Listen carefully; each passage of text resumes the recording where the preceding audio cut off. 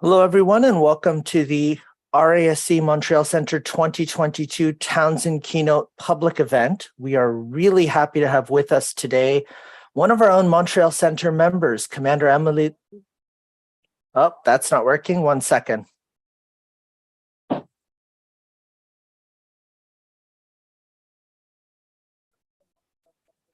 My apologies. There we go. We'll start again. Welcome, everyone. This is the 2022 Townsend Keynote Public Event by the RASC Montreal Centre. And today we have with us one of our RASC Montreal Centre members, John Abbott alumni, Emilie Lafleche, who is commanding a moon simulation mission, a lunar analog, in Poland. And so she's going to be joining us live from there. Before she does, we always like starting off our events with a land and sky acknowledgement. This is especially important for us with yesterday having been in Canada, the National Truth and Reconciliation Day.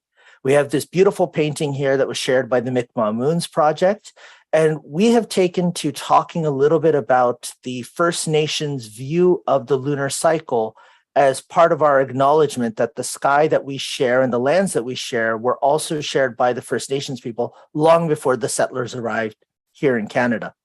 This current moon cycle that we have started is known as the animal fattening moon by the Mi'kmaq Moons, as the animals start to get ready for the winter. It's also known as the leaves changing color or the falling leaves moons by many of the First Nations of the Great Lakes.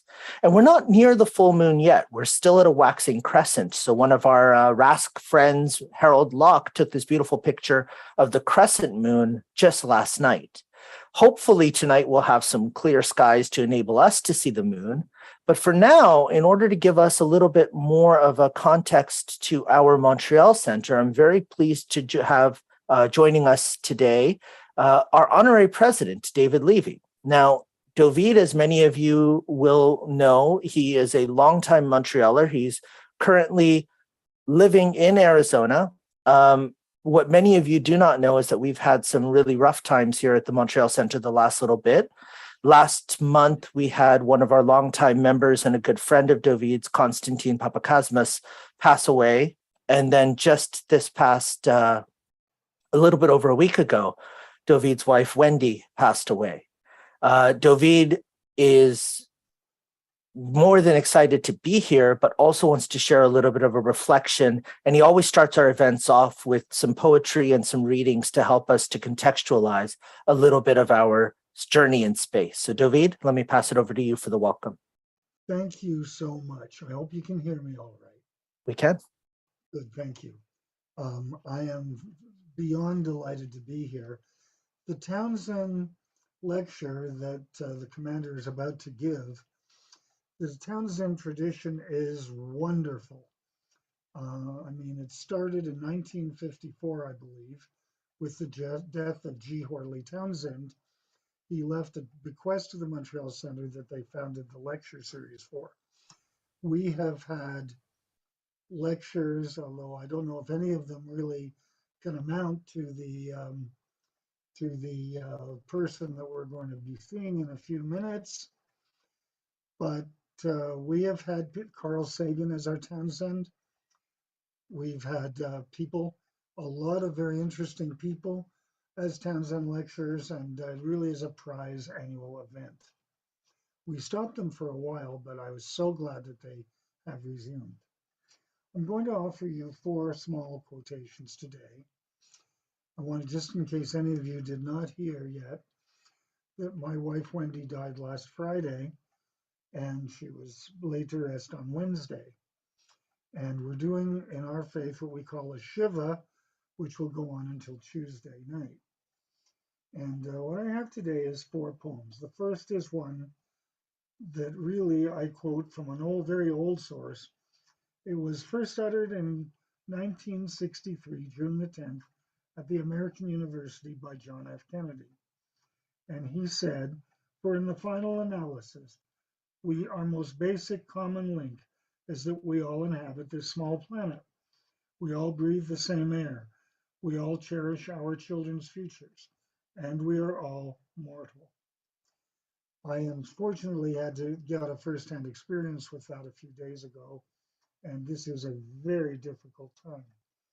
The second poem is one that I wrote shortly after Wendy and I got together almost 30 years ago. You are the dawn of a life that's new, the brightest star to shine this night, a precious flower just as bright as any star up in the sky. The next one is one that I love to read, and I wanted to read it at the funeral, except it wasn't appropriate because it is the famous line out of Shakespeare when Macbeth finds out that his wife has just died. The queen, my lord, is dead. And he starts by saying tomorrow and tomorrow and tomorrow. You're probably all familiar with that. And I believe that Shakespeare, in that beautiful speech, anticipates by 4 centuries Einstein's general relativity and the concept of space-time, which is so popular right now. But it was inappropriate for Wendy because it was so negative. So here's my somewhat revised version. Tomorrow and tomorrow and tomorrow creeps in its petty pace from day to day over 30 wonderful, unforgettable years to the last syllable of recorded time, and then is heard no more. Out, out, brief candle. Life is so much more than a walking shadow of friends who strut and fret their hours across the stage, and then is heard no more. It is a tale told by an idiot. It is a tale also told by a genius, full of sound and light, signifying so much. And the final quotation I'm stealing from King Charles III, who said this shortly after he lost his mom. Now cracks a noble heart. Good night, sweet Wendy, and may flights of angels sing thee to thy rest. Thank you so much, and back to you, Karina. Thank you so much, David. Our hearts are with you, and we are so happy that you were able to join us. And for those members that were there with us this past week, David also joined us on the Wednesday Clubhouse after the funeral. We were able to talk and share memories of Wendy, and it's beautiful within a society like this that you get close enough to people that you are sharing with them, not just the good moments, but also you're there with them on the rough moments. And so, David, our hearts are with you, and we look forward to when you come to Montreal so that we can be with you in person. Thank you. And to me, the Royal Astronomical Society of Canada is my family. Thanks. Thank you, David. And Maury just wrote that you inspired him to write this. Tomorrow will always come until there is no tomorrow, so embrace today. Maury has the heart of a poet at times, as we know. I'm now going to introduce you all to our current president, Paul Simard, and Paul's going to share with you a little bit of what the RASC is and what the RASC Montreal Center is specifically. Paul? Oh, you're muted. There we go. All right, so the Royal Astronomical Society of Canada. It's an institution that's been around since, well, it's been around for 150 plus years, and we've got about 4,000 enthusiastic amateur, educator, and professional members, and a few others, even armchair astronomers. We take all kinds. We are the largest active astronomy group in Canada. We try to inspire curiosity in people's. We try to inspire curiosity in people to know more about the universe, but also other things about the world, and share as much knowledge as possible, but also answer people's questions whenever they have them, but also show them the universe. So when they come to star parties and stuff, we try to give or show the universe to people as much as possible. Next, yeah. As becoming a member, you get some extra benefits. You get the handbook, you get the Sky News magazine, Canada's astronomy magazine, and a few other extra bonuses that makes the hobby a little more interesting. We have some observing programs. There's a program for the moon, Messy catalog observations, and a couple of others. And you get certificates when you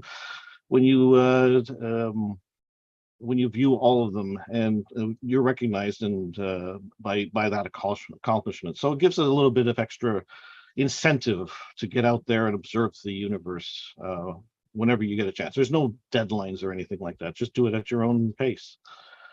The Montreal Center itself is 100 plus years. We were established back in 1918. We currently have about 180 members plus, which is probably, I think, our highest number we've ever had in our history. We have a 14-inch Meade LXR 200 telescope in an observatory at the West Island. It's the darkest part of the island of Montreal for now.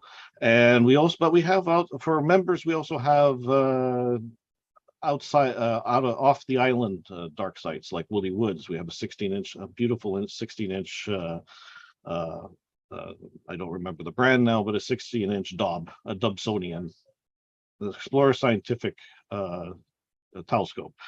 Anybody can come over. Well, any member can come join when we have an outing, and they can get to use it just to observe the night sky. We have observing events throughout the year, and we've been working on workshops, especially since now COVID is over. We'll be trying to get more workshops going as time goes by. We have clubhouses both on Zoom, and we try to have them also at the Arboretum where the 14-inch telescope is. It's on the West Island in St. Anne. Anyway, the Morgan Arboretum. That's where it is. We have a library at John Abbott. You can come and borrow a book. Or just come chat. We have library nights to try just informal, but sometimes we have talks or just little videos and stuff. We do have a telescope rental, and we try to have a swap sale every year. We have our own little newsletter called Skyward. We get it every 2 months. If you're a member and you have even if you're not a member, we'll take articles or photos, just submit them to the editor at RASCMontreal.org. We'll post them in our newsletter. We have monthly public talks. We also have member-only talks, and we have we try to have some star parties. That's about it. Thank you very much, Paul. And as Paul mentioned, we do have these wonderful star parties, and our next one is tonight. So I'm going to call on our member liaison, Nicole, to tell you a little bit about what the plan is for tonight. Okay, thanks, Karim. So tonight is International Observe the Moon Night. It was the program developed by NASA's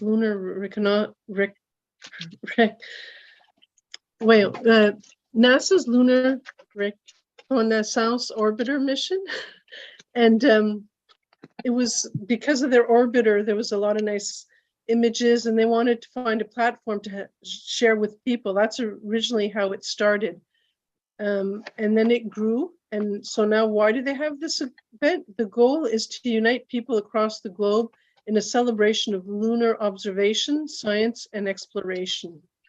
And this is done. It occurs on a Saturday each year in September, October, the first quarter moon. Why the first quarter moon? Because that's a great time to observe the moon. It's up during the evening, and the terminator, the line between the dark and the light, has a lot of craters and mountains and interesting features to observe. And where is it? It's around the world. Last year, there were events in over 100 countries, and there was an estimated 500,000 participants. So RASC Montreal is doing their part tonight. We're going to have at John Abbott College at the Oval at 7 o'clock. Now it's quite cloudy, so for now we're planning to have it outdoors if the moon can punch through the clouds. And if the clouds are really too thick, then we will go upstairs, the library, the Hertzberg building, 3rd floor. We'll have signage to get you there. It's right beside the Oval. So and if it's clear enough, we'll have telescopes out. We'll look at the moon, and if we can, Jupiter and Saturn. And and we'll share views. And if we go to the library, well, we'll have a virtual event. We can see a feed from NASA. They have a virtual event, and also we'll have cookies and coffees and hot chocolate. So that's it. And the cookies, coffees, and hot chocolate is well worth coming for. I will also point out that we will have some crater sketching materials if we do end up inside. So for those of you who've never had a chance to try to draw the moon or sketch the craters, it's a wonderful activity to do. Now, this type of a star party is part of what we do at the RASC Montreal Center. We also have members events. And so for members events, every Wednesday and every Saturday, we are either observing if it's clear at the Morgan Arboretum. We'll have sometimes clubhouses at the Morgan Arboretum or on Zoom. And then on Saturdays, we either are at the Morgan Arboretum or we go off island to darker sky spots. Pretty much, unless it's a full moon, we are out observing if it's clear. The if it's clear is the hard part in Montreal. We also have the library nights at the I.K. Williamson Library, hosted at John Abbott College in Hertzberg 355. And the next one is this coming Thursday on October 6th at 8 p.m. So if you are interested in coming to one of our library nights and you live in the Montreal area, just drop us an email, info@rascmontreal.org. Even if you're not a member, you can come as a guest and take a look at what we're all about. We also participate in a lot of collaborative work, collaborative projects and collaborative events here in the Montreal area. We, back in May, did the International Astronomy Day at the Planetarium. And this October, just after Thanksgiving, we are going to be in Dorval at the CAFTA. The CAFTA is a telescope making research and astrophotography competition, along with a keynote speaker who is going to talk about 40 years of amateur astronomy in Quebec and in Montreal area specifically. Now, the event itself is mostly Francophone, but you are welcome to come. Even if you're an Anglophone, you will find a lot of people who want to talk astronomy and talk space with you. Our next scheduled public event that's in person is a wonderful one. It's called Spooky Nights. It's on Friday, October 28th, starting at 6 p.m. in John Abbott College at the Agora, because it's hosted by the John Abbott College Space Club along with the RASC Montreal Center. And the Space Club will lead space-themed Halloween activities for kids. And, you know, kids and kids of all ages are encouraged to come in costume.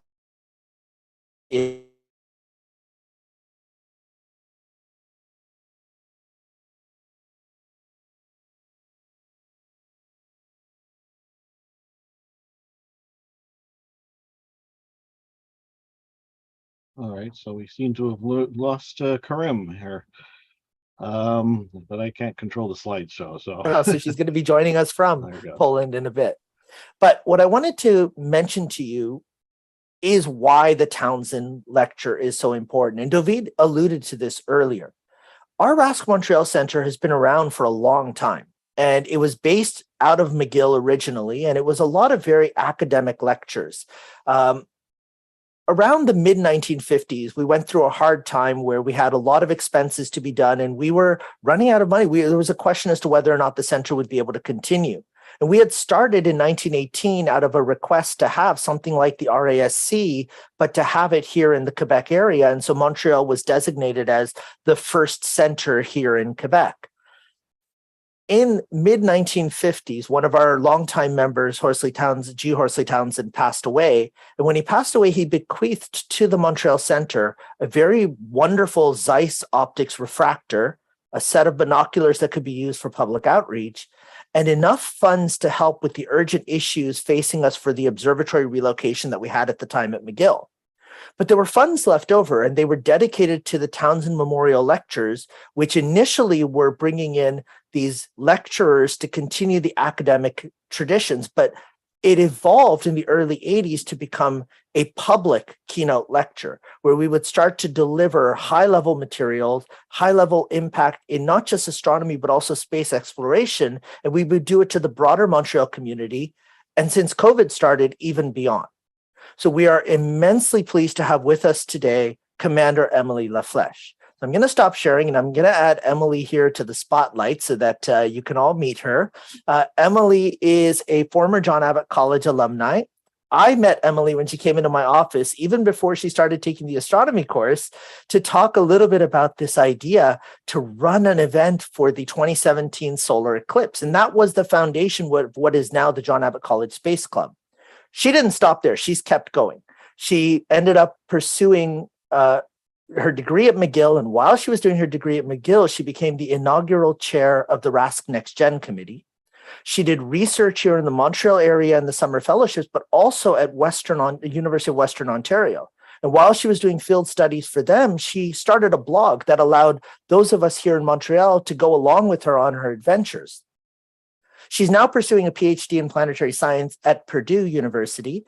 And while she's doing her PhD, she also put in a request for other wonderful opportunities, and she was chosen to be the commander of a lunar analog mission at Lunaris Space in Poland. And that's where she's joining us from today to take us on a visit to the moon. So Emilie, we are all yours. That was so sweet. Thank you so much. Yeah, it's so nice to be here. And I always love hearing the RASC kind of preliminary discussions at the beginning, because it just reminds me of home. So it's really nice to be able to speak with you all today, and also talk a little bit about what this exciting and random and cool thing that I'm doing right now is all about. So let me share my screen real quick. Let's see.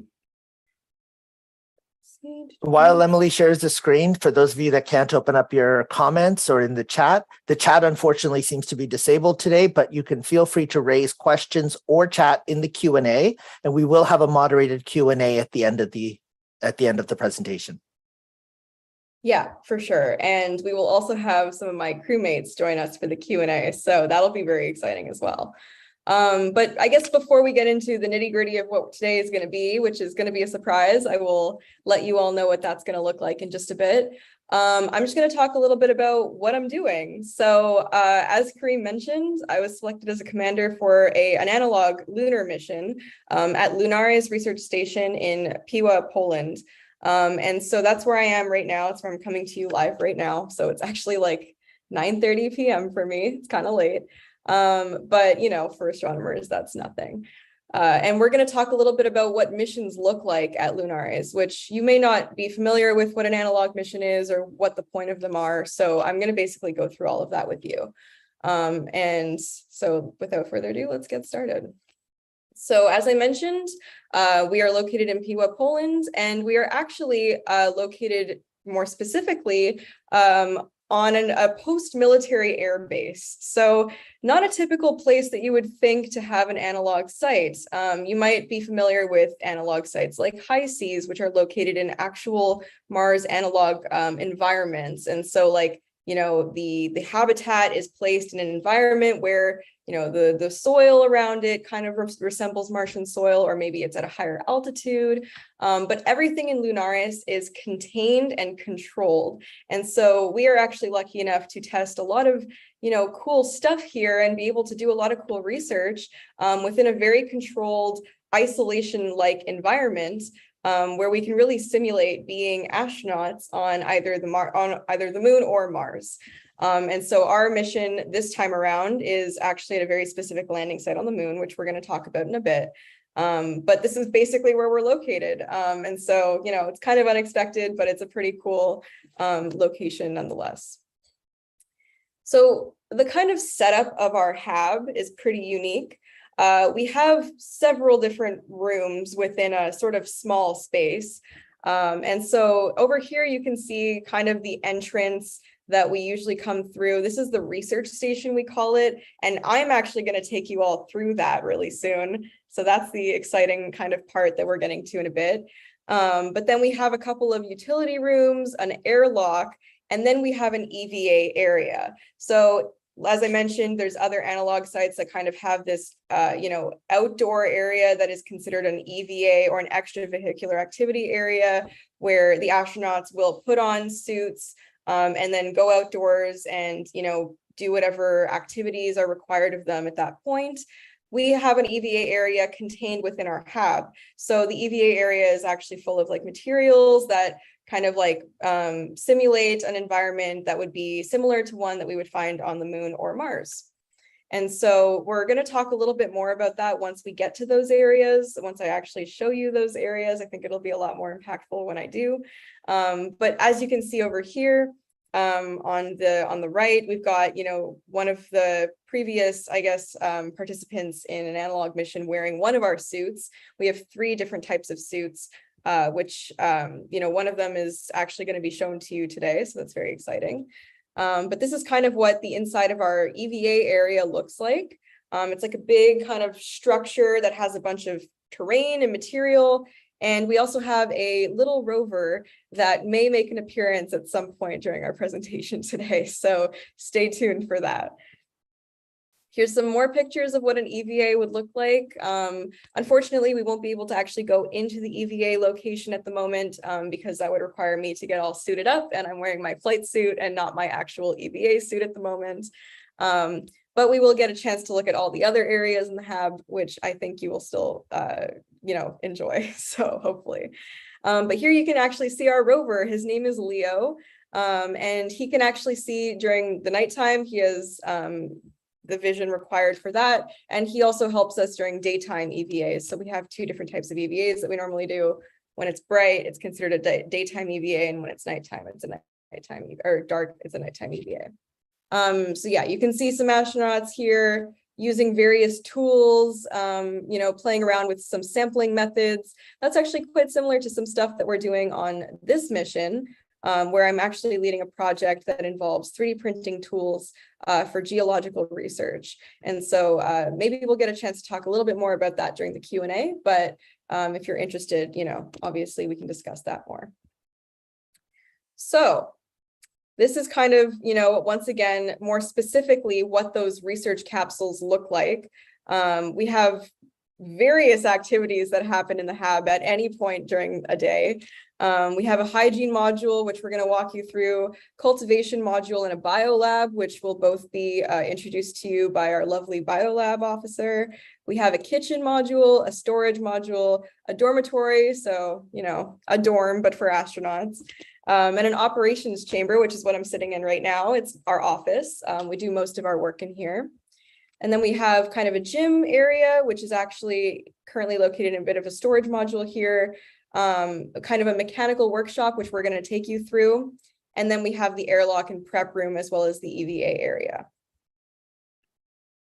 We have a lot of sponsors here at Lunaris. This is only like this is not an exhaustive list. Like, this is only a small sample of the sponsors that we've had in the past. As you can tell from the patches on my flight suit, I am sponsored by several organizations, including the RASC and the RASC Montreal Center, as well as Sky News.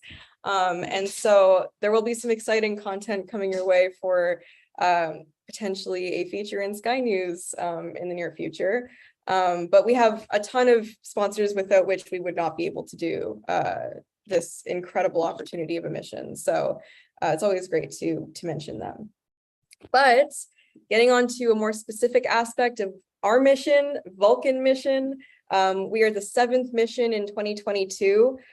So this is our patch right here, and these are all the previous missions that came before us in previous years. As you can tell, people get quite creative with the patches, and that's actually one of the first activities that a crew will do together once they've been selected and grouped with one another. And so it's kind of a bit of a bonding exercise, but also an artistic exercise, because you need to be able to get everybody's names in there, but also kind of make it relevant to your mission. And so this particular patch had a lot of, I guess, effort put into it, because, you can imagine 5 people on a mission. We all have very different ideas as to what we want the patch to look like. But in the end, we decided on this incredible design, which names our mission here Vulcan. Vulcan being the Greek god, or the Roman god, the Roman god of craftsmanship and volcanism, actually. And so we're going to talk more about why that's relevant in a second, but I was really excited about that name. And we actually have a shovel behind a rocket ship here, which actually alludes to 2 things. 1, the name of the landing site that we selected, and 2, the type of research that we're doing here on this mission. So this patch is great. I love it so much. And there's 5 stars to represent the 5 crew members that are currently on the mission. So here's an example of what the previous crews look like. Soon enough, we will have our own image with our blue suits. So I'm really excited to share that with you all, but you know, I didn't have enough time to add it, obviously. We just took the pictures yesterday. And so this kind of like a fun activity for everybody to take these pictures before or after their missions to kind of memorialize the experience. And so yeah, one day we will have our picture up on this. All right, so before I take you on an official tour of the HAB, I just want to talk quickly about the landing site that we selected and why it's important to me and the rest of the crew. So we've selected Tsiolkovsky Crater on the lunar far side. And I noticed that some of you in attendance are actually people who would know this very well because you happened to be my partners for a research project that involved Tsiolkovsky Crater in the past. And so when Kareem mentioned that I did a research project at the University of Western Ontario in summer 2020, I was actually lucky enough to work with an incredible group of interns as well as professors at that university to basically design our very own mission concept to a lunar crater.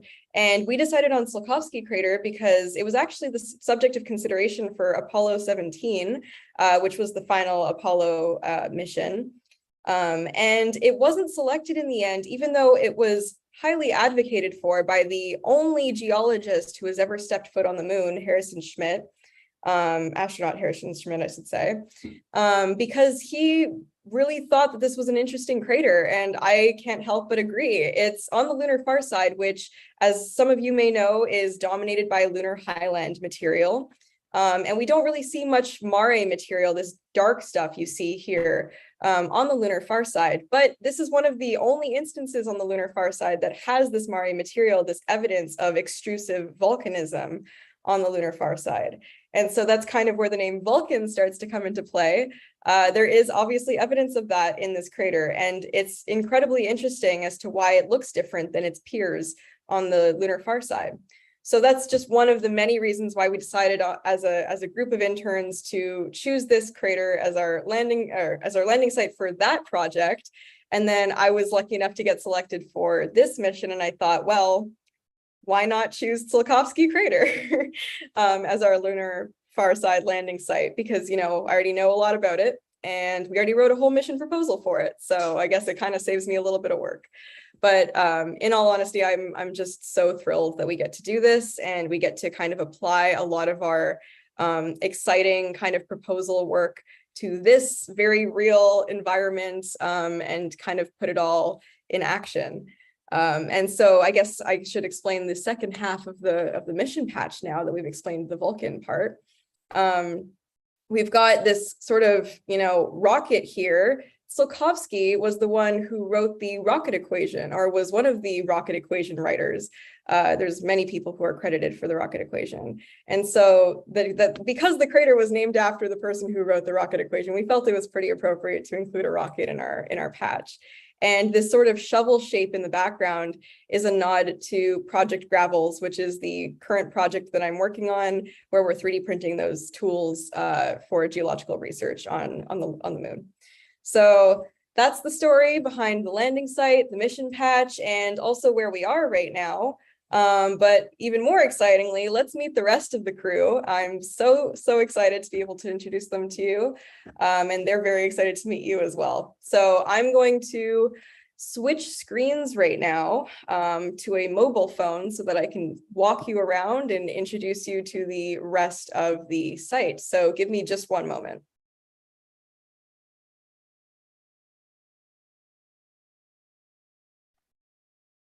While Emilie switches screens, I just want to remind, if anybody does have questions throughout, please feel free to post them in the Q&A tab. And let's see if I can go ahead and there we go. Okay. So we are going to get a tour of the lunar station, the Lunaris research station in Poland, which is really exciting. I wasn't sure that this would work out, but we're looking forward to it. And we get to meet all of the different teammates. One thing Emilie really did kind of not emphasize is how much her preparation and her looking for different opportunities have opened these doors. she talked about some of the work that she did with the blog. That's part of the reason why Sky News helped support her for this particular project, because there is an expense involved in going to some of these lunar simulation missions. And so you do need to get sponsorship. So the RASC, our Montreal Center, and Sky News are all sponsoring her, as well as many of the other groups. And it's great to know that there's some of her fellow researchers there in the audience. So I look forward to you calling her out to task if she gets anything wrong. Good to know. Good to know. Can you hear me?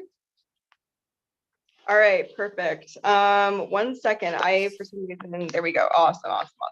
Okay, well, we are going to start with the tour. I apologize if it's a little bit shaky. I'm going to do my best to keep it.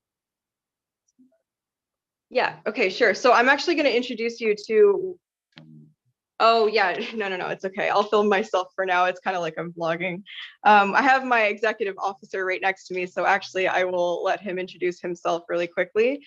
But yeah, why don't you go ahead? Great. My name is Orestes Herodatu. I live in California in the United States, but I am representing both Poland and Cyprus and the United States in this mission.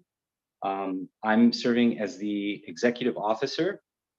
So my job is to support the commander, as well as kind of keep the wheels moving on the mission. I'll make sure everybody's getting the projects they need done and everything that they need to complete all their work. Right now, we're in the operations center. This is kind of the office and where we do our command meetings together, talking to our offsite mission control that kind of helps us throughout the day. And it's a great space to meet and also work on projects, our computers, whiteboards, etc. And as we walk into the rest of the base, just share a little bit more about what makes Lunaris such a special place. Right here, you can see a display with a lot of different graphs, and these graphs are actually measuring a lot of the environmental factors that we need to monitor and that are both simulated and real in the analog simulation. So we have air pollution numbers, we have temperature, carbon dioxide levels, water and power usage, everything that you want to be monitoring in terms of keeping the station running and keeping the astronauts alive and safe and happy inside is all censored out throughout the base. So we have the opportunity to really interact with an environment that really has some high fidelity data and allows us to kind of keep the immersion level running super high for the entire analog. Awesome. Thank you so much. Oh, can we flip it around? Yeah. Awesome. Okay. Cool. Can you see me? I hope so. So we're actually going to take you to the next module now, which is the biolab, where you're going to get to meet our biolab officer, Maria. So why don't you come along with me really quick? And this is Maria. Take it away. Hi, nice to meet you. My name is Maria. I'm the biolab officer. I'm from Cyprus. I'm studying civil engineering at the University of Cyprus and environmental engineering, and I'm doing a minor in biomedical sciences, biomedical engineering to be precise. So I took over the project in biolab. So over here, we're going to see a few, like, how do you call them? Like, pods of wool where I've planted some seeds today, and we water them twice a day with this solution that contains 2 milligrams of this, 1 milligram of this, and 1 milligram of this. And the pH is around 6.5, which is ideal for the plants to grow in the hydroponics here, which will be eventually filled with water up around here. The plants won't be completely dipped, but the solution will be diffusing upwards towards the roots, and we're going to test how fast they can grow and different properties that we're going to observe in the water. So one of the projects that we had in mind to talk about was yeah, so basically so when we arrived here, we had one project in mind, which was the project I explained to you before, 3D printing tools for geological research. But the thing is, the materials in the EVA section are actually not like, lunar stimulant material. They're just like regular materials we might find here on Earth that are meant to simulate terrain. So when we discovered that we actually had access to a very interesting type of material, particularly meteorite powder, we had an idea to sort of see how the impact of growing plants in this meteorite powder would affect plant growth, and also leaching metals out of regolith for growing plants on other planetary bodies. So we're really excited to take on that research. Awesome. All right. So thank you so much, Maria, for introducing us. Emily, there was a question for Maria. They were wondering if the bottles were growth factors of some type, or whether they were specific nutrient mixes. Yeah, they're specific nutrient mixes. Honestly, I couldn't tell you what exactly because the formula is quite complex. I would have to read it and respond to that in a bit. So I can get back to you. Yeah. Yeah, no worries. It was more just wanting to know if that's what it was, or if it was to do something else. It's basically to adjust the pH, because it has to be of a specific value in order for the plant to stay hydrated and keep growing. But yeah, it does have nutrients necessary for plant growth. Wonderful, thank you. So there's two different types. Yeah, there's like the type that kind of balances the pH and the type that kind of has the nutrients in it. So we're really excited to introduce you to our next person on the crew, which is our medical officer. Hello, guys. So I'm the medical officer of the mission. My name is Luis Raúl Contreras, Raúl for the friends. I'm from Mexico. And my role basically here is just conducting the med check every day during the morning and during the afternoon. We have a really simple equipment right here. What we do is like do some checks, doing pressure, the pulse using a barometer, doing some temperature checks with some thermometers, like some analog one and some digital one, just in case, just to double check. And, you know, just an oximeter to check the oxygenation of the astronauts. And basically we do this to see how is the health every day of the astronauts, if there's any changes, if there's any problems with health, pretty much that's it. And also here we have like some first aid kits. If there's like some emergency on board during the mission, if someone needs a heart attack, we have a defibrillator in case that's necessary. We hope it's not necessary, but here we have all the equipment if that will happen. We even have some bandages here, some minor things, some gloves. Also, other thing that I wanted to show you is like the saliva collection.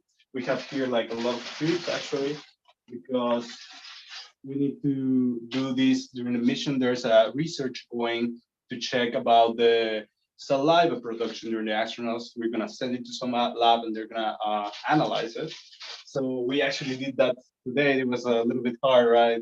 To just get yeah, I think some people had an easier time with it than others, because it is easy to get dehydrated in the hab, but you know. Yeah, so here we just conducting multiple research, psychological research, also how we sleep, how we feel. Like there's multiple universities doing a lot of research at the same time. So I'm the coordinator that everyone just do their questionnaires, because we have a lot of questionnaires during the day. And also we do also a food check to check how many calories we intake. Like literally, guys, we just check every single part of our day. Also here we have a little scale, and here's where it's a fridge where we collect all the saliva samples basically. So that's pretty much it. That's my role, guys. Awesome. So that's it. Yeah, thank you so much to both of you for introducing your roles so well. We're actually going to move on to some other modules so that you can all get a tour of the types of kind of environments that we get to experience on a day-to-day basis. So the first place I'm going to show you really quickly is the kitchen, which looks, you know, kind of like a standard kitchen, except maybe a little bit more industrial, maybe a little bit smaller. And some things to know about food and space is that, you know, it's kind of difficult to bring fresh food in space. We obviously need to be wary about like preservation and how, you know, like long-term missions can kind of survive with that type of stuff. So we don't actually have that much fresh food. We are given a little bit of it at the beginning of the mission, and luckily today is day one. So we have a little bit of it left. But much of our food is actually preserved or canned. And currently we are, you know, in the process of developing strategies to deal with that. We are in the process of developing a meal plan for ourselves and ensure that our diet is consistent and that it is nourishing us enough. We're also supplementing that with a couple of vitamins and minerals that are kind of important for us to maintain bone density and our health when we are not exposed to the outdoors for 2.5 weeks, which is the extent of our mission. So that's pretty much the kitchen. You get to see where the crew gets to eat every single day, 3 times a day, and we have our ideas for meals on the whiteboard. Those will probably change a little bit as we continue, but we're going to actually bring you to a new module now. So say goodbye to the kitchen for now. And now we're going to visit my personal favorite place, which is the dormitory, where we get to sleep after an extremely long day. So here you can see each of our pods. For every astronaut, they get their own pod. We have some cool lighting going on, and it kind of sets the mood for nighttime or daytime, depending on what time of day it is. These lights will become brighter during the morning so that it'll wake us all up. And then at nighttime, they dim down and we get some warmer lighting to kind of put us in more of a bedtime mood. And we also have these fans equipped to each pod in case it kind of overheats and we need to cool ourselves down. We also have some storage space in there in case we need to keep our clothes in there. We, of course, have these gas masks as well in case of emergency. Those are obviously for, you know, very specific circumstances. So I guess I won't put them on for you right now, but you can imagine if there's some kind of gas leak or other type of emergency that mission control informs us of, we would need to wear those. Do you guys want to see how messy her pod is? No, absolutely not. Hey, absolutely not. Anyways, we're gonna move on to the next section, which is a really quick one because there's not really much to see here, but it's the storage room where we also happen to keep our gym equipment. So as some of you may know, astronauts need to work out pretty regularly in order to stay fit and to stay healthy. And we have quite a few types of equipment that we can use at our disposal. So we have some resistance bands, which are pretty commonly used on the ISS for training. And we also have a treadmill, which is, of course, very important to maintain cardiovascular health. We also have these things called Max Force, and these are actually a new technology that is being tested specifically for extreme athletes and astronauts to use when they're in space. And so one example of how this might be used is a training program where pulling and pushing, putting these behind our head, putting these kind of between our legs and testing our leg strength would be useful because it uses tension and compression as our main forms of exercise. So even in microgravity or zero G, we would still be able to use these types of technologies in order to stay fit. So that is one cool research project that we are doing during this mission as well. So let's move on to another module, which is the analytic lab. And I believe Orestes is going to show you around this one. So let me film him this time. Hey, there we go. So our analytic lab has 2 parts to it. We have a mechanical lab over here and an electronics lab here. So a lot of the crews that come through here are prototyping new types of tools. Right now, we have a project that we're starting up to create sensors for EVA suits that will communicate the status of both the integrity of the suit and the health of the analog astronaut while they're on the EVA. Sometimes the EVAs can last up to hours, 3 or 4 hours at a time. And so the suits we're wearing are really heavy. We want to see how much moisture comes off of the astronaut, how much water they're losing, what their temperature is, and find ways to overall monitor their progress and compare that to their performance on the mission. So we have a whole suite of electronic tools here in order to both build and fix different components.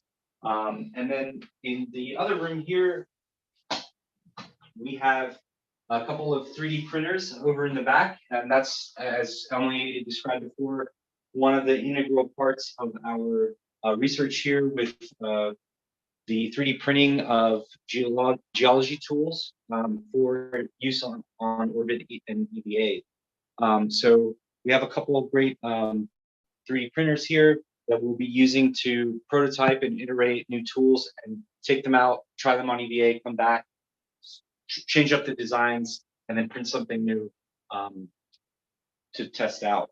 So the rest of the workshop here has a lot of great tools, just your standard mechanical tools to work on things, fix things, and build things. So it's a really great place to be working fully stocked, and anybody that has a shop back home would be envious. And we also have some artists in this crew, so we've decided to create some really cool art on the boards to make everybody's mood a little bit better, because it can get kind of lonely in here, and we like to prioritize the well-being and safety of our crew. What's great too is often the last crew's notes will be here when we get here, and so there's conversations that we have no context over, or just different languages from people coming from all over the world. So it's really a fun thing to experience when you first get here. For sure. And now I would like to introduce you to a little friend of ours. This is Leo. This is the one that I was talking about earlier. He's our little rover that we use on EVAs. And actually, one of the projects we're working on right now includes making a little box or holder for sample collection tubes for Leo, so that we can actually use him to kind of carry some of our loads after EVAs and during EVAs. So we're going to be using him quite a bit, but some of his features that already exist include recording audio and visual data during the EVAs, so that we have some recordings of what we were able to accomplish during those EVAs and what we were sampling.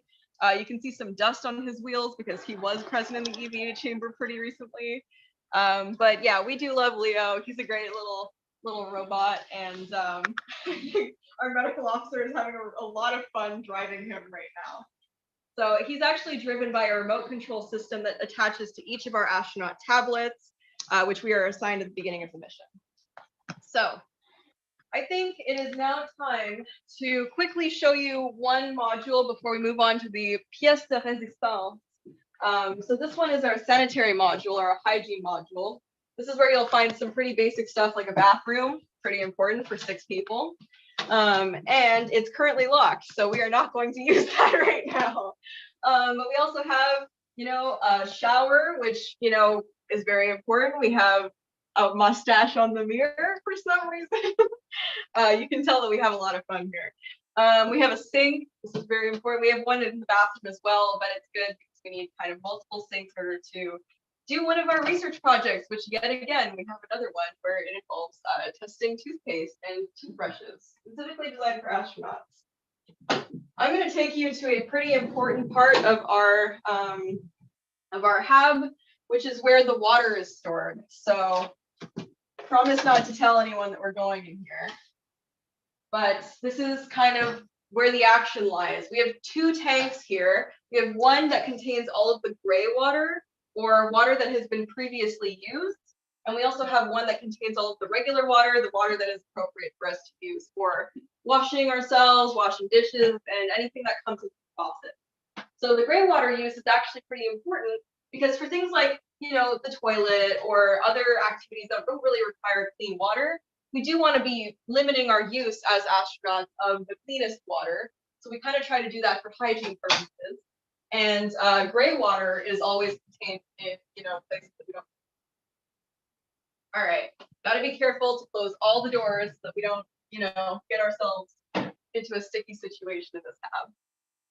All right, this is an exciting part of the tour for us. We are going to go to the EVA chamber, and this actually happens to require us to unlock the airlock, which is where our depressurization procedures occur during every EVA. So I will count down to 3 and then press this button that will open the airlock door, and it will make a sound. So 3, 2, 1. So as you can tell, it's kind of slow, but we need to make sure that the depressurization occurs, in a timely manner. So now we are actually going to meet an astronaut who has been suited up for a little while. We've got our lovely mission engineer. My name is Townsend. I'm the mission engineer in Lunar Research Station, day 1 of isolation, and I just came back from the moon. Why don't you introduce us to your suit? Okay, so let's get from the inside. Inside there is a light t-shirt and a light underwear, and after this there is the underwear clothing, which is this. You can see it, this white thing here. It's kind of like an undersuit that we put under so that it kind of like protects our oversuit from any friction. Yeah, and then we go to the next layer with which is like the most hard layer, hard to put in. You have to have some help, and then we get to the outer layer, which is this suit is Puma. This suit is Puma suit, and here is the helmet. You want to try it on? Yeah, why don't you try on our helmet for us? Sure. Up and put it on. Yeah, right. We're gonna get some assistance from another astronaut here. So as you might be able to tell, it is quite difficult to put on your own suit. So we oftentimes help each other when we are getting dressed for EVAs. But yeah, you can see that he looks great in his suit. Tomorrow I will in Earth, and today I'm here in the movie with 4 friends, Canadian girl, Canadian girl, Canadian girl, and this Mexican guy. He was in Puerto and the rest of our team. And we have Maria, which is my partner in my research, and yeah, I think I'm not going to. Okay. Bassam, tell us where you're from and what you study. What? Where you from and where you study? Okay. Yeah, let me take this. As you can also tell, we have remote controls attached to our walkie-talkie attached to us. Yeah. All right, it's not coming off. It's not going. Looks like you gotta go outside first. So. Yeah, he's gotta go outside and be pressurized first. So yeah, we will maybe get to talk to the song in a little bit. I just wanted to quickly introduce you to where we store all of our suits so that you get to see that. They're all kept in this chamber over here, which is kind of like the astronaut's dressing room, if you will. So we have several different areas for different parts of our suits. We have kind of our first area, which is our exoskeleton region. Exoskeletons are really important for astronauts when they are in microgravity or lower gravity environments, because if you turn too quickly as an astronaut, or you're walking on the surface of the moon and gravity is obviously much lower, your body doesn't really react in the same way. The tendons get a little bit looser, but your mass stays the same. And so exoskeletons can kind of help protect astronauts' bodies from overstretching or overextending themselves during EVAs or intense work.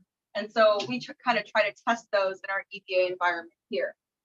We also have various types of add-ons to our suits. Like Hassan was mentioning, we have this undersuit that we put on to protect against friction underneath the more complex suits that we have here. We have boots that we have to wear. Obviously, boots are very important. And usually here we have our extra helmets, but obviously one of them was in use, so we are currently not seeing that on the shelf. We also have all different kinds of suits. We have some undersuits that are actually designed for pilots to use. And then we have this orange suit over here, which is called the Bork suit. And that is actually currently being, I guess, tested. It's like kind of in a testing phase at the moment, because we're modifying it for, analog astronauts to use, but also eventually for actual astronauts to be able to use in the future. And so that's kind of a brief introduction to our astronaut dressing room.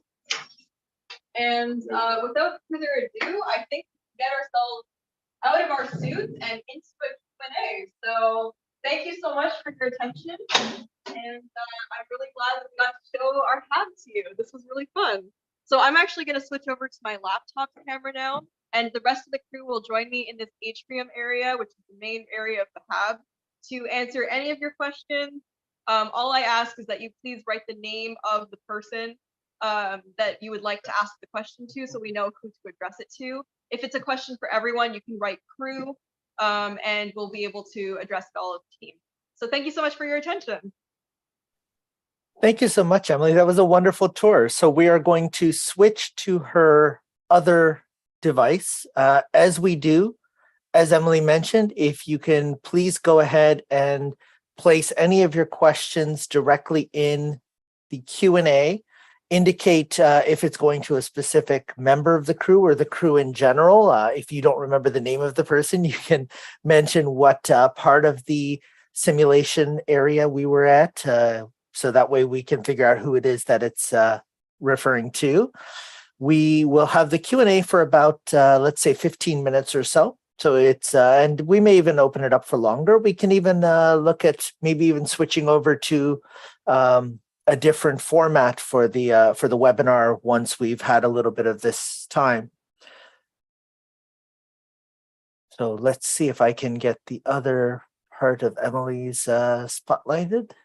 Once she turns on the video, great. And we were able to enable the chat. My apologies again for not being able to make that work. I finally found the setting on the main account that had been turned off. So that's now turned on again. There she is. All righty. We are currently in the process of setting up right behind me so that all the other astronauts can join me for the Q&A portion. But in the meantime, yeah, I guess we'll just take a second, wait for everybody to sit down. We're ready Wonderful. to go. As they do, I just want to mention to you a couple things. So a lot of people wrote great presentation and how wonderfully unique this was. Stephanie Myers wrote that it's not only a great experience and a thank you to you and the crewmates, but that her 6-year-old daughter and her were both very inspired. What age were you when you started your interest in space? Oh man, I think it's been longer than I can remember, to be honest, but I always kind of told myself that I wasn't really able to do anything science related or space related because I was told by a lot of my teachers in elementary school that my math skills weren't up to par. And so that kind of followed me for a really long time. Even though I excelled in all of my science classes, I felt like I was always falling behind in my math classes, and I had a lot of anxiety related to that, even through CJEP. But it wasn't really until, grade 9 where I started to really be able to see myself in the field as an astrobiologist. When I learned what that word meant, life on other planets or in the universe as a whole. And then I just kind of realized that that was exactly what I needed to do. It's just, you kind of get a feeling inside that like, that is exactly what I'm supposed to do. That's pretty much what I got in my great science classroom. Samantha Lambier wrote that it's super cool to see the little 2-page mission proposal turn into a real thing. Yeah, she was actually one of the interns who wrote the abstract with me. So that's so cool that you're here. And Peter Jedicke wrote that this is as much fun as a Hollywood movie or an episode of For All Mankind. Oh my God, that's great praise. Thank you so much. And a lot of great presentation, really inspiring, all of that. But then the questions started. So let's start going through the questions. The first couple came up during the talk. So I think these are to, hey, you're out of your suit. Yeah. Everybody has officially entered normal suit environments. Yeah, we're just gathering up together. All right, there we Wonderful. go. So first off, thank you so much to the Vulcan mission team. We are really happy to have you here with us for this wonderful Townsend event, and that this was able to work out. When Emilie and I first started chatting about this idea, we were super excited, and this is beyond what we imagined. There was a question about whether you initiate different emergency scenarios. Do you try like gas leaks and fires and see how you respond? Absolutely. Yes, we do. That is a great question. Actually, does anybody else want to take this one? Yeah, I can answer. So we had our first EVA training, and we decided to try out some gravitational anomalies on the EVA crew. I think, Raul, you had a loss of pressure in your suit. I got a loss of pressure. I almost died, guys. I almost died. We had to kind of scramble to figure out how to solve that problem. Then immediately after it was given to us, we were given by HABCOM another emergency to attend to, which is a gravitational anomaly, to then run into the swamp, which is actually a kind of area within the EVA chamber, which I wish I could have showed you. It's kind of like a bunker. And so you could ideally, if there's something really, an emergency that we need to attend to, or that we need to avoid in the EVA area, we could kind of run in there and stay there until the emergency has finished. Yeah, and part of the reason we do that is immersion is really, really important in any analog mission. Yeah.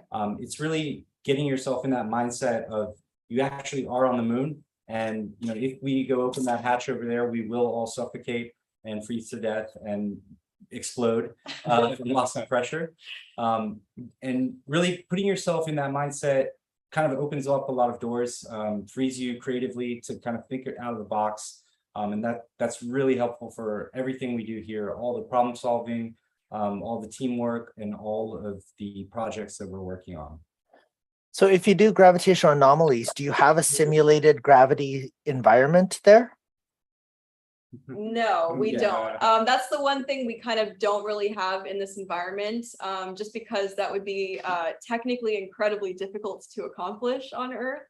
Yeah. But we kind of focus on a couple of things at Lunaris. So one reason why this is a really good environment for kind of testing astronaut abilities is because this is a complete isolation environment. Obviously, excluding this Zoom call, we have no interaction with our friends and family for the entirety of our mission. Yeah, if you want to wave to your parents. You know, This we is don't- live streamed on YouTube, so I'll send the link so that you will be able to share it. Yeah, for sure. But I mean, generally speaking, that is the main variable that we're testing in this facility is isolation and the impact of isolation on astronauts. We also obviously have the ability to do many other research projects here that can kind of simulate the ones that would be done on, for example, the ISS, or even on an Artemis mission to the moon, or maybe even a future mission to Mars, if this were a Martian mission. And so, yeah, we obviously test different variables, but gravity is unfortunately not one of them. So we've got a few questions about the mission itself and the way the impact on the crew. So I guess the first one is, can you remind people how long the mission is? Yeah, the mission is 2.5 weeks, so 14, 15 days. We started officially today, so October 1st, and the last day of our mission is October 15th. And you're not able to exit the facility at all between now and then? What do you guys think? No, we're officially locked in. Yeah, exactly. So then Sam was asking, what do you do in your free time? Are you allowed to bring or have board games or cards, or do you have any favorites of what you do? We have some free time, but the free time is, I mean, at least for our crew, I think we're all pretty project focused. We tend to do a lot of brainstorming and thinking up new projects to do, and we're all just really excited to be, I guess, in an environment where we have access to so much like scientific material, and also just like 3D printers and rovers and just like so much cool stuff available to us, you know. And so we kind of need to get better at that, I think, but we don't really have that much free time in between doing the questionnaires, the med checks, the HAB checks, you know, making sure we do all of our projects. Yeah, but for sure, for the psychological aspect of the crew and like for the well-being, for sure, it's important to have like some downtime.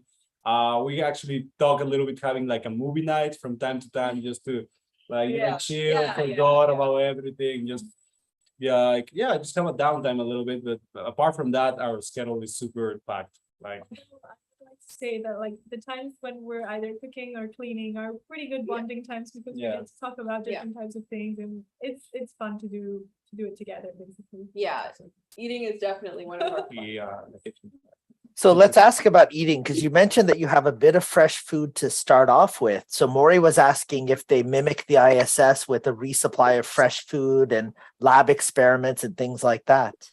They do actually. So we do actually get resupplies via a window of life, we call it, which is actually located in the astronaut dressing room, which is what I'm just going to call it that from now on. I mean, we didn't really give it a name initially.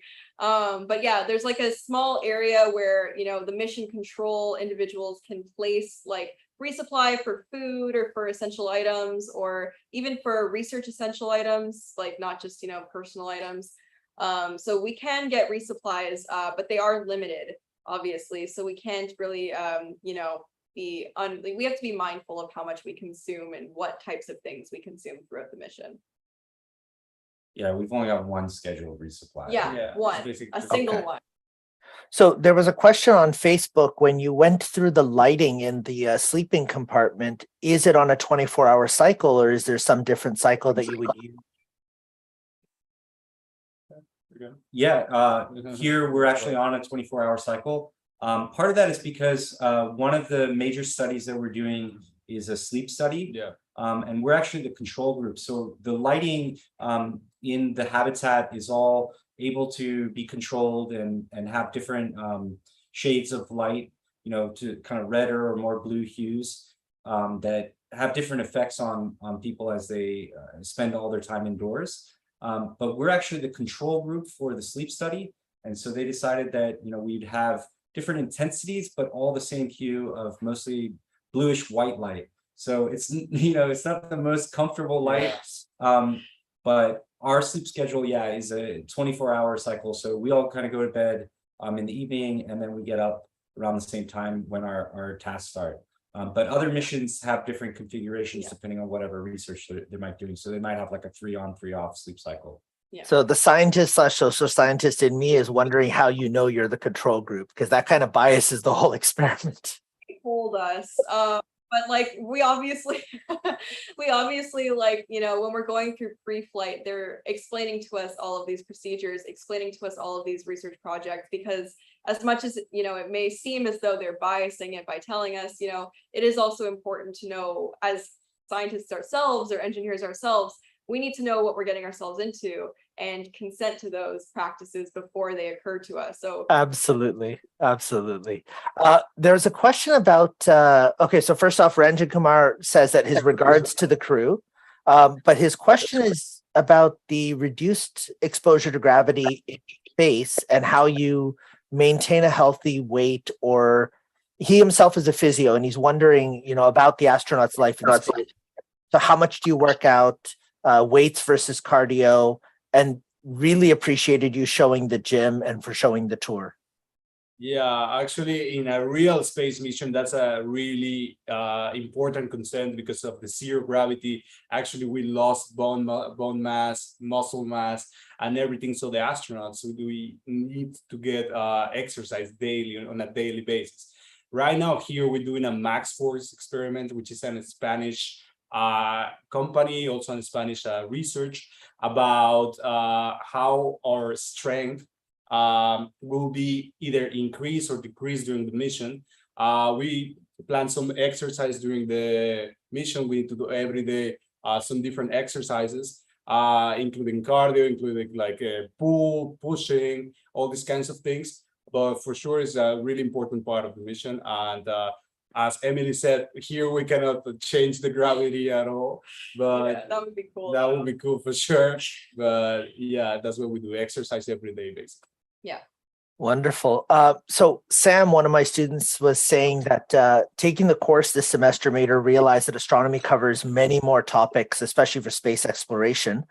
What made you want to go into your fields? Is there a moment in particular that inspired you, or is it something for an interest that you had from the start? Yeah, I mean, I kind of alluded to this before, but my main sort of push towards any space-related field was discovering like what astrobiology was. My grade 9 science teacher showed us a video in class, and she was kind of just explaining extremophiles because we were talking about bacteria and archaea and like the different kingdoms of life. And I remember sitting in class and just having my mind absolutely be blown. And I'd never really felt that way before about any topic. Like I obviously felt interested about topics before, but that kind of like fire that was instantly sparked in me was something that I knew I had to pursue. And I have kind of stuck with it ever since. Obviously in CJEP, I took Kareem's class. I was an astronomy student. And my interest and excitement for everything that we were doing was kind of what drove me to then pursue a degree in planetary science, now be a PhD student in planetary science, and now be at Lunaris doing astronaut things. So yeah, an interest can really take you really far when it comes to, your passions, and you got to just pursue them and not let anything really stop you, not even your own self-doubt, I guess, which I definitely experienced a lot. Maybe you want to share? Yeah, go for it. Yeah, actually, I worked on this trip into the desert, and I see the stars. This was like 5 years ago, and I said that one day I will be there. And actually, Faculty of Navigation Science and Space Technology, like the first generation of it, I joined it. And we are like the first generation Egyptians to go to space. We will be there.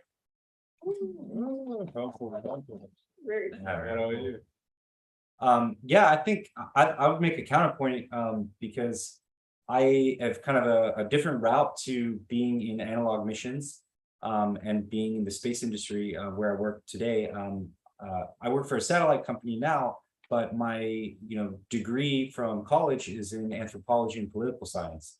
And so it's kind of not the most obvious thing to get into, but following a few different threads throughout my life kind of got me back around to space. I think like everybody else, I'd always been interested in space, science fiction growing up, and just wondering about what's out there, and looking up at the night sky has always been something that's driven me as well. But when you kind of realize, especially in the analog community, is that space is really broad and has so many connections to what we do here on Earth. So the types of technologies that we're testing and working on can have huge impacts on off the grid communities and environmental processes that we're doing. All the space technology that's up there doing remote sensing in orbit is what lets us understand how our planet's changing, both with climate change and just normal cycles on Earth. So there's room for everybody from any type of interest. And when you get into the analog community, you meet people that have done analogs at other places or at Lunaris around the world. You realize that there's architects, there's artists, painters, musicians, doctors, athletes, all kinds of people that are just really excited about exploration and not afraid to do something that requires a lot of imagination and a lot of passion. Because telling somebody that you're going to live in a fake moon base for 2 weeks, it's kind of funny. People look at you like, oh, really, like that's have fun, but it's really a special place for people that aren't afraid to really look inside themselves and say, I'm ready to get out of my comfort zone and try something that might be incredible. Yeah. In my case, I'm a certified pilot, and like I always have this drive since I was a kid of just discovering like this beauty of nature, what is up there. Like the Earth from space looks beautiful. I just grown up watching these documentaries, these books, reading about Carl Sagan, Stephen Hawking, all these astronauts, all these pioneers of Apollo, and it's just like, wow, I want to be there one day. It's like, what is the next frontier? I think like the human nature is always pushing the boundaries of what is possible. It's like this curiosity that drives us every day, and I think that's really human, to always try to push forward and explore and see what is up there. I think for me that's the most important thing. And as Orestes said, many people say, why you need to explore the space? Why wasting money, wasting time? It's not wasting. It's something that we can use here and there also to solve a lot of problems. So I think this is definitely the way to go. Right now, there's a space boom in a lot of industries right now. There's like this commercial golden age that is starting. So I think anyone can become an astronaut if she or he has the desire to do it. You just need to don't leave it as a dream and actually work for it. Yeah. So for me, like I told you before, I'm a civil engineer, and I've always been, not always, but since I started my studies and started getting more into the topic, I started being into construction in extreme environments and technologies that support construction in extreme environments. So one of the, well, not one, but the most extreme environment known to man is space. So what better way to kind of test methods, maintenance methods, construction methods, and new technologies than those conditions? And I honestly believe that one of the pillars of creating culture and shaping the behavior of society is through infrastructure like transport systems and buildings. And I believe that space in general is like a blank sheet where we can create a whole new culture. And in future years, like I don't know how many decades from now, but perhaps we will have bases in space where you will require like specialists of my field to kind of carry out those projects. Just so you know, these last 5 minutes, I'm going to be using every single term I teach from here on in. This was wonderful. Are you okay with another 10 minutes of questions? Yeah, I think we can handle it. Okay, So one of the questions that was asked by Scott Quinn is the amount of electricity consumed in your mission. How close is this to the amount of energy you'd have access to in space? And what types of energy saving measures would need to be brought in, or backup energy sources, et cetera? Okay, first of all, hi Scout, I miss you a lot. I haven't seen you in such a long time, but anyways, great question. So I guess like power usage is a really important thing to monitor in an environment like this, because we don't have an unlimited supply. Like we're kind of trying to simulate that environment in space where, you know, using multiple electric devices at once would actually cause the power to surge and then to break, and we would need to conduct an EVA to go fix the power surge. And so we actually, I guess Orestes introduced you guys to this before, but we have a monitor that I keep checking every couple seconds that has kind of like all of our usage of power, as well as like CO2 levels, you know, oxygen levels in the various components of the hab. And so we do try to be mindful about energy saving and energy usage, because we kind of try to immerse ourselves in that situation. Great. And so Scott Coffin was asking if COVID-19 and the lockdowns helped prepare you a little bit for this type of a mission, and that this is a very honorable and ambitious endeavor. So good on you. Well, I think Scott knows the answer to that, because Scott knows that during the COVID lockdown, I did my first analog mission inside a geodesic dome, where I spent a month by myself isolating. And during that time, Scott and I collaborated on a NASA Space Apps Hackathon project, which is going on this weekend too, by the way. And yeah, so I think the world learned a lot about isolation over the last 2 years. And that was actually part of the inspiration for doing an analog mission for me initially, was to find out how we could make the most out of that particular challenge, right? Everybody kind of was stuck at home with, you know, changes to their diet, changes to their habits, forced to share spaces with, you know, maybe family members that they weren't so used to hanging out with, or roommates. All kinds of different challenges and pressures, psychological as well as physical, obviously. And, you know, that's the type of thing that analog missions are all about understanding. It's a lot safer and cheaper to do those types of studies here on Earth, and also like at Lunaris, in a more controlled environment, sometimes you can even learn a lot more. There were actually missions that were carried out here during the COVID-19 pandemic and the lockdown. And a lot of that has informed sort of the health practices that we're adhering to here as well. So building from that, Harold Locke was asking if there's an off analog ground-based mission control, something that would connect with you for your daily lives. Yep, there is. And they constantly message us. They're actually responsible for kind of that immersion that we were mentioning before. So for example, if it's raining outside and we hear like a pitter patter, they are like, oh, well, the weather forecast on the moon predicts that there is a meteor shower at, 3 p.m. And so you should all be prepared for that. And so like, we're aware that there's kind of this exterior, weather pattern happening on the location that we're supposed to be landing at.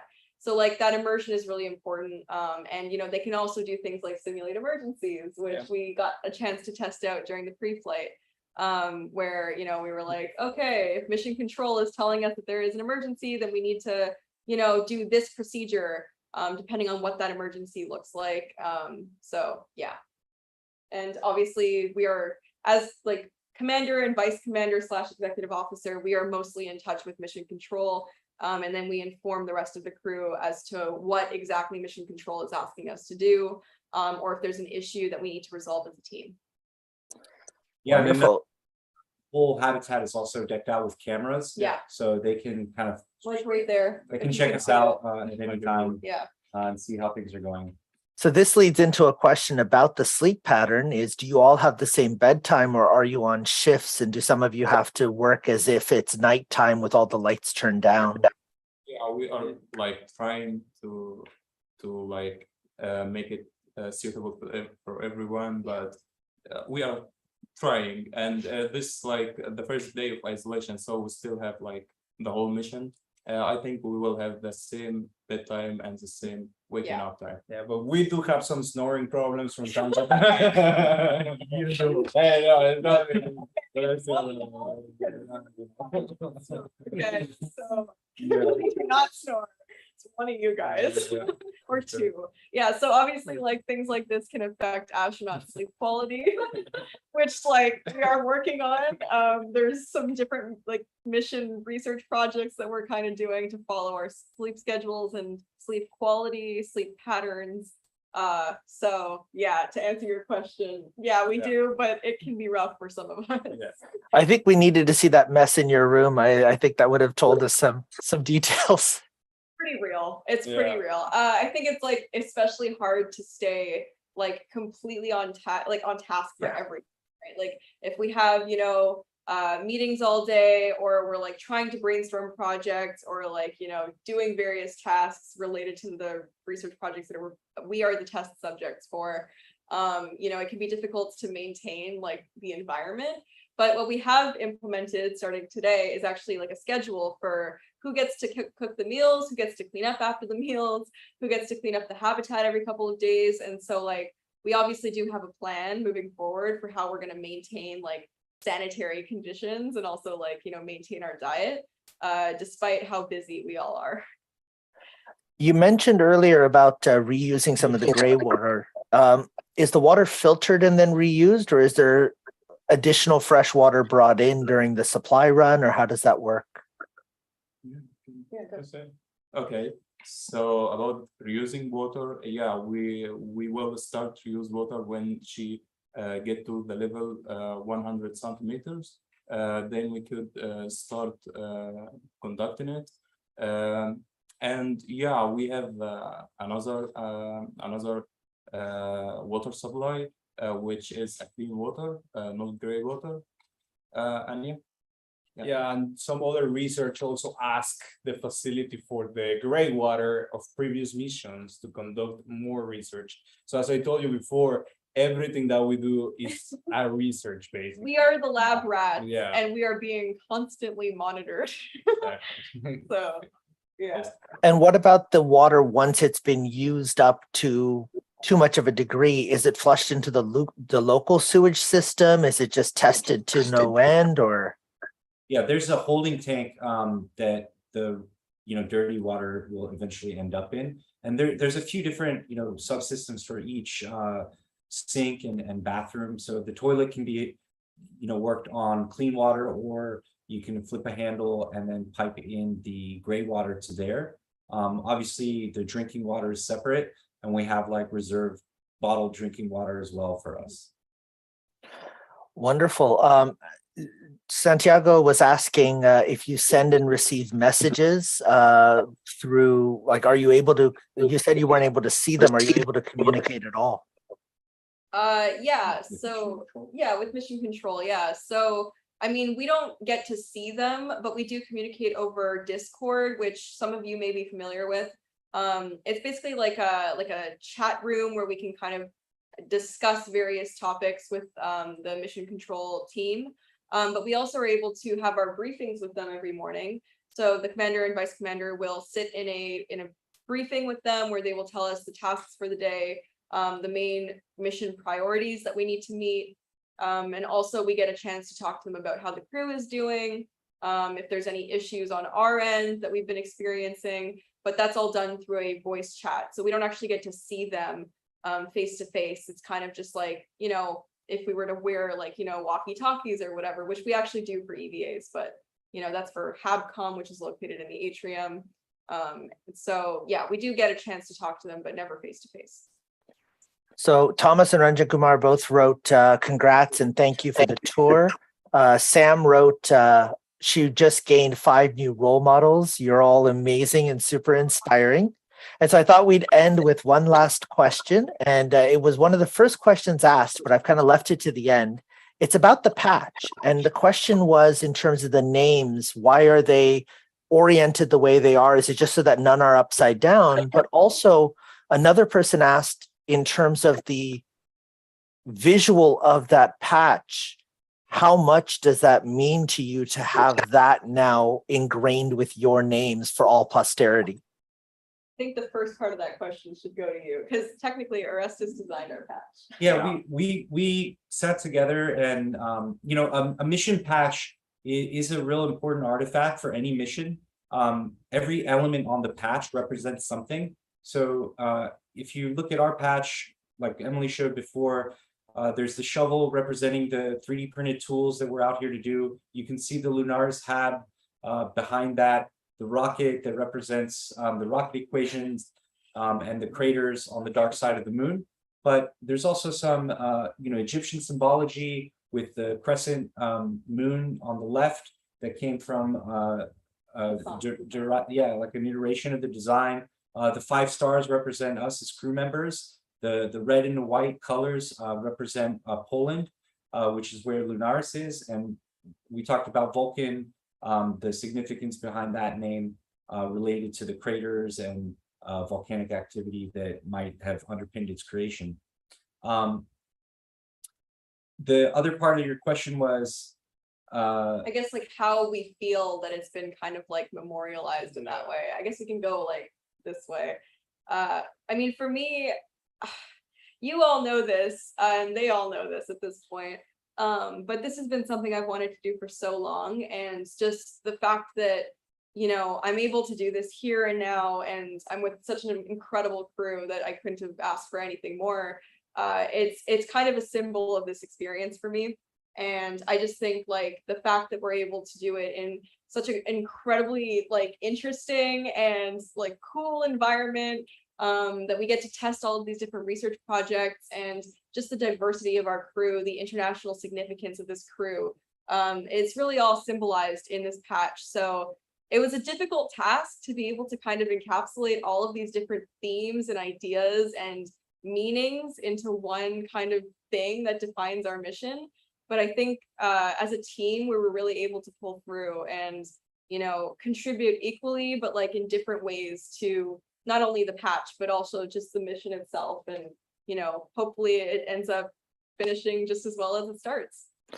So I have to say, I'm really looking forward to reading the articles and the tour that you will be taking, Emilie, after this experience to share with everyone.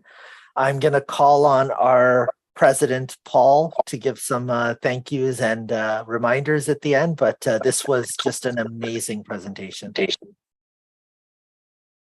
Yes. Awesome. Thank you so much. And the rest of the crew can say their farewells, but this has been fantastic for me as well. And I'm so grateful that you gave us this opportunity to share our experience. Yeah. Thank you so much. Thank you. Thanks for joining us. Thank you so much, guys. And remember, nothing is impossible. Follow your dreams. By our medical officer, Of please course. believe him. Well, thank you very much, Emilie and the crew. And I'd like to remind everybody that we'll be getting together tonight at John Abbott. So please come if you can. And thank you for attending the Townsend.